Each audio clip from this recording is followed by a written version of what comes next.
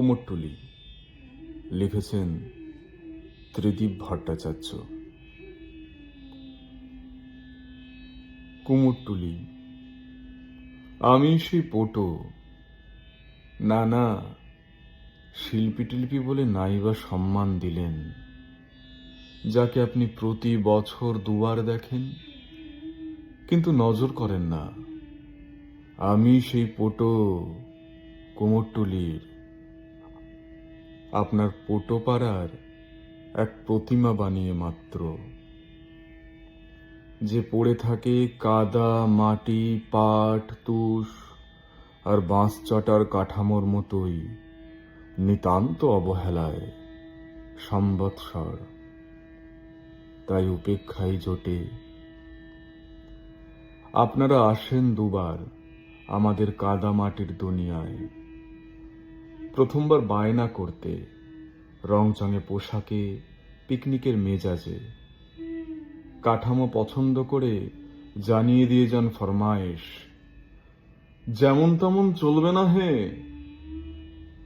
আপনাদের সব সম্মান তখন নাকি আমাদের হাতে। অথচ আমার অমাবস্যার রাতের মতো মুখের দিকে তাকিয়েও দেখেন না। দৃষ্টি থাকে কাঠামোর দিকে। আপনারা জরিপ করেন প্রতিমার মুখ, ছাঁচ, শরীর সবটুকু। ঠিক যেমন করে খোঁজ খোঁজেন সন্তানের জন্য মেয়ে দেখতে গিয়ে, আর দাম কমান যতটা কমে সারা যায় আর কি। কারণ আমার সৃষ্টি আপনার কাছে পণ্য। পণ্যই তো। আপনার ঝিকিমিকি মণ্ডপে আমার প্রবেশ নেই, উৎসবের আলো ঝলকায় না আমার মাটি মাখা ঘরে। দ্বিতীয়বার যখন আসেন তখনই সব আলো নিয়ে যান আপনারা।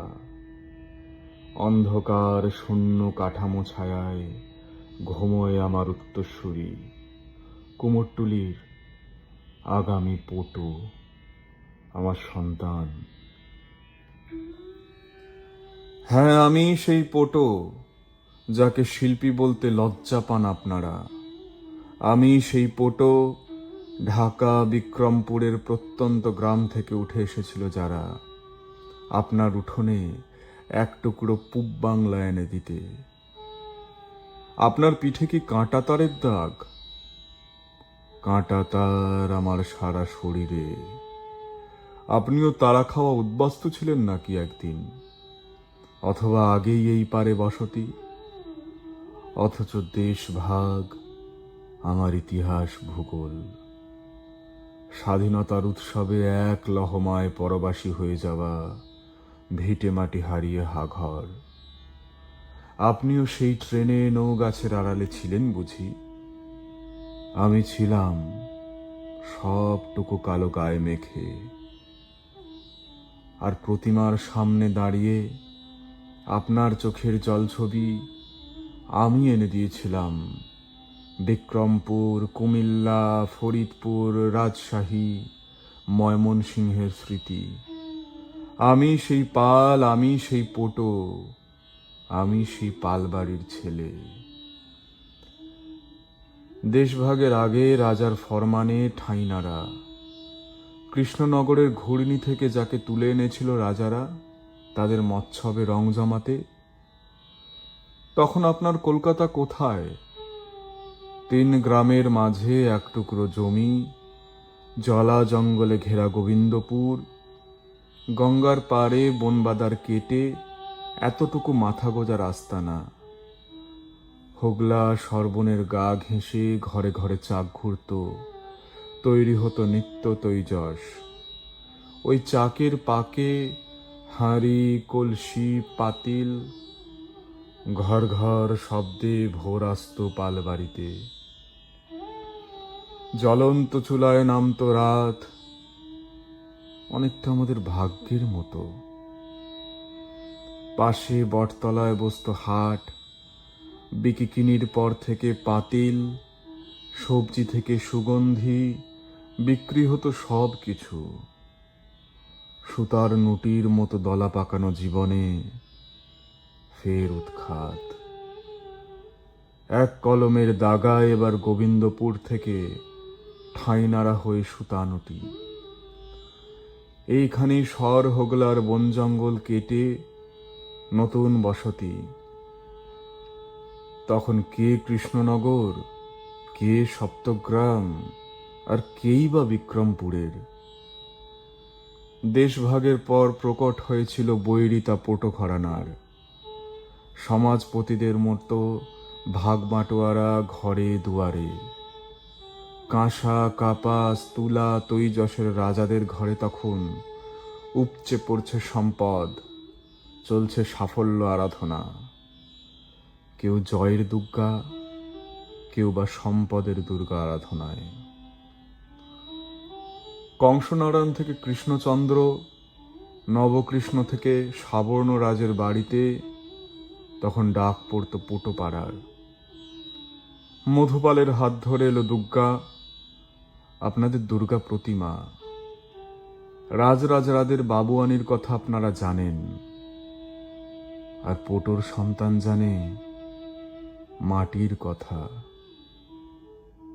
তখন উলুবেড়ে থেকে সার বেঁধে আসতো মাটির নৌকা, ভরা থাকতো দুঁদে মাটি।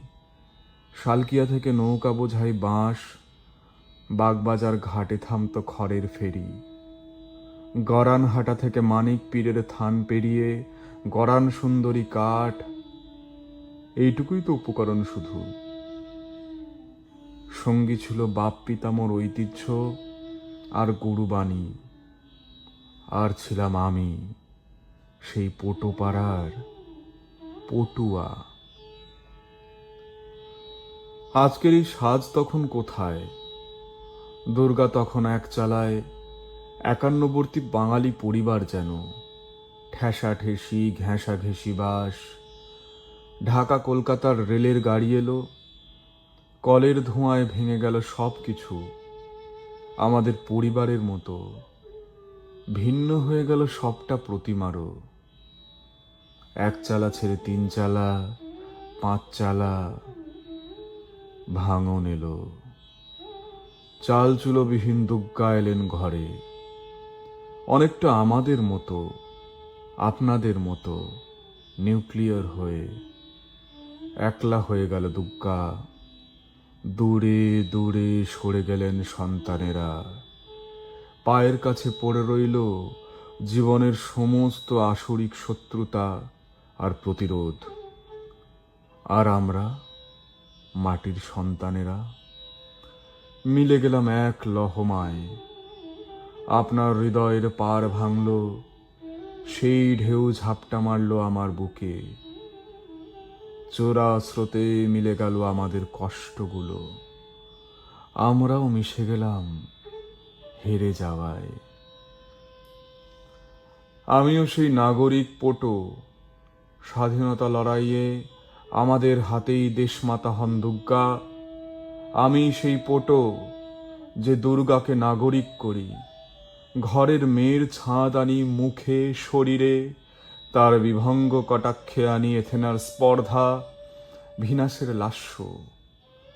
পুরুলিয়া বাঁকুড়া থেকে তুলে আনি মারাংবুরুর উপাসনায় নিমগ্ন আদিবাসী কন্যাকে। পাহাড়ি ঝর্ণার মতো স্প্যাচুলা চলে আমার মাটির নরম তালে। চলে অসম্ভবের চর্চা, উপকথায় আর জীবন তুলে আনি সেই সব দূর গাঁয়ের দুর্গাকে।